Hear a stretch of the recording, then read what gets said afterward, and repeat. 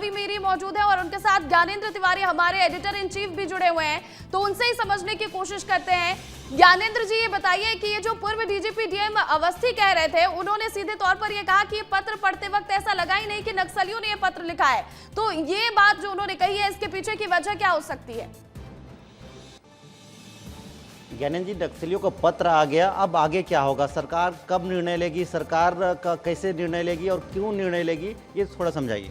निश्चित तौर पर जिस खबर को कल हमारे सहयोगी रौनक सिवहरे और संजय ठाकुर ने ब्रेक की, ये बहुत बड़ी खबर है नक्सलियों के इतिहास में और नक्सलवाद के इतिहास में, क्योंकि कल से हम इस खबर को डबल फ्रेम ही रखना, कल से हम इस खबर को लगातार डिकोड कर रहे हैं रवि, और 2 पन्ने का ये जो नक्सलियों का एक युद्ध विराम का लेटर है, ये लेटर केवल 2 पन्ने का नहीं है। रात भर नींद नहीं आई है और अभी हम और आप ऐसा लग रहा है कि जैसे सो उठ कर आएँ, और सच्चाई यही है कि सो उठ कर आएँ, क्योंकि आज की सुबह एक बहुत बड़ी खबर लेकर आई है। और मुझे लगता है कि आज प्रधानमंत्री नरेंद्र मोदी का जन्मदिन है रवि, और कल या परसों एक ऐसी बैठक भी हो रही थी छत्तीसगढ़ में, जिस खबर को हम लोगों ने ब्रेक किया था, और वो खबर ये थी कि प्रधानमंत्री का छत्तीसगढ़ आगमन हो रहा है।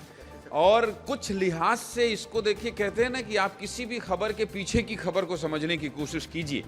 मुझे लगता है कि प्रधानमंत्री नरेंद्र मोदी के इस जन्मदिन के मौके पर गृह मंत्री अमित शाह, जो उनके बहुत करीबी व्यक्ति हैं, मित्र हैं, गुजरात से आते हैं, उनके साथ कंधा से कंधा मिलाकर सरकार की किसी मुसीबत पर खड़े होते हैं, सरकार की उपलब्धियों को बताते हैं, और ये कहा जाता है कि जैसे नरेंद्र मोदी किसी बड़े मिशन में अमित शाह को लगाकर ये कहे हों कि इसको खत्म करना है।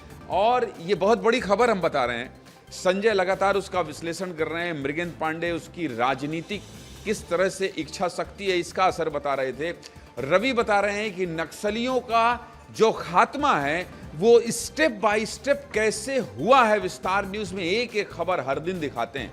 नितेश ने ग्राउंड रिपोर्टिंग दिखाई, और रौनक सिवहरे जिसकी तारीफ कल गृह मंत्री डिप्टी सीएम विजय शर्मा भी कर रहे थे। तो मैं इन कड़ियों को इसलिए जोड़ रहा हूं ताकि विस्तार न्यूज के दर्शकों को यह समझ में आए कि अगर विस्तार न्यूज के सहयोगी रात 2 बजे तक जग रहे हैं और सुबह फिर 7 बजे से इस खबर पर हैं, तो ये बहुत बड़े दिवाली का वक्त है, ये बहुत बड़े उत्सव का वक्त है। और इसलिए मुझे लगता है कि आज छत्तीसगढ़ का कोई भी वो व्यक्ति रात को नहीं सोया होगा नक्सलियों के इस पत्र के आने के बाद रवि, कि नक्सली ये कहने पर मजबूर हो गए। कल संजय कह रहे थे कि 55 से 60 साल का समय हो गया है और इस दाग को छत्तीसगढ़ झेल रहा है अविभाजित मध्य प्रदेश के समय से।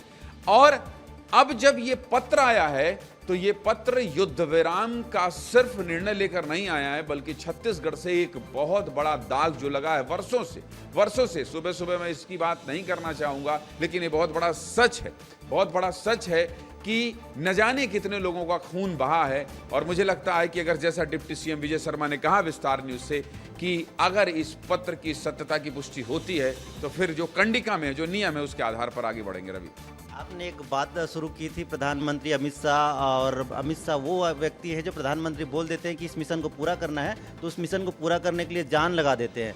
उसी बात को थोड़ा सा और विस्तार से समझाइएगा ताकि दर्शकों को समझ आए कि ये कितना बड़ा मिशन था और पिछले 1-1.5 साल से कैसे चल रहा था और कैसे अब खत्म होने वाला है, और 31 मार्च 2026 से पहले।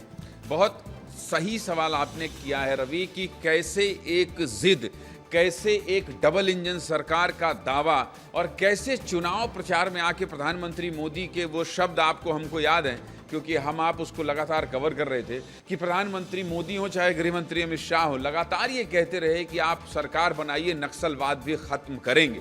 तो गृह मंत्री अमित शाह को ये टास्क दिया गया था, और जिस तरह से छत्तीसगढ़ में बैठकों का दौर लगातार जारी रहा, और मुझे तो कई बार पता भी नहीं होता है, आप हमेशा एक चिट्ठी लेके चले आते हैं कि आज पता इस राज्य के डीजीपी आए हैं, इस राज्य के मुख्य सचिव आए हैं, सर इस खबर को आज लेना बहुत जरूरी है।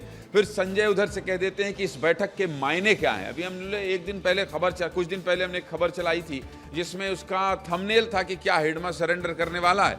लोगों ने कहा कि हिडमा सरेंडर करने वाला है, हिडमा सरेंडर करने वाला है, और आज देखिए पत्र आ गया कि नक्सलवाद सरेंडर कर रहा है।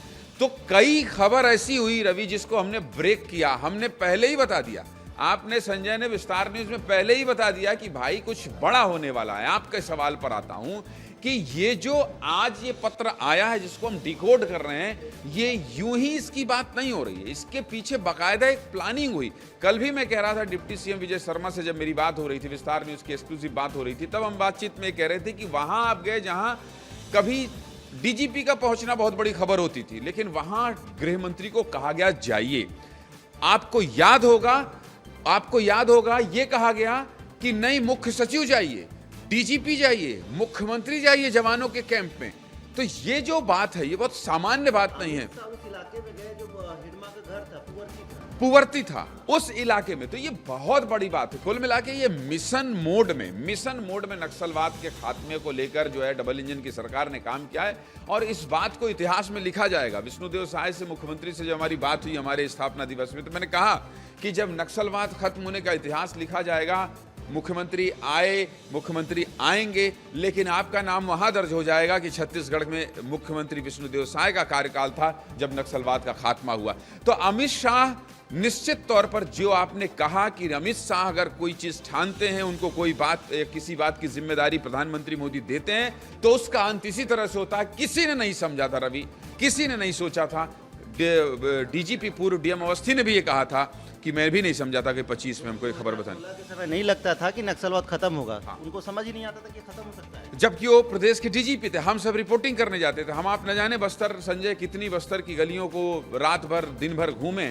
तो ये बहुत बड़ी खबर है, और मुझे लगता है कि ये छत्तीसगढ़ में, देश के इतिहास में, ये देश के इतिहास, कल से हम इस खबर पर इसलिए बने हुए हैं, आज सुबह से सो उठ के इसलिए आ गए हैं, क्योंकि मुझे लगता है कि जब हम, आप, हमारी पीढ़ियां, या तो हमारे यहाँ सूर्यांश हैं जो किताब लिख रहे हैं नक्सलवाद पर, तो इसका भी जिक्र करेंगे कि हम लोग बहुत सुबह आकर, मेरा फोन बज रहा है, रवि आप कंटिन्यू कीजिए, बार बार फोन बज रहा है। बिल्कुल रवि, आप और ज्ञानेंद्र जी यही बात कर रहे थे कि केंद्रीय गृह मंत्री अमित शाह जो ठान लेते हैं वो करके रहते हैं, और उन्हें एक टास्क दिया गया था कि उन्हें इसे पूरा करना है, नक्सलवाद को खत्म करना है।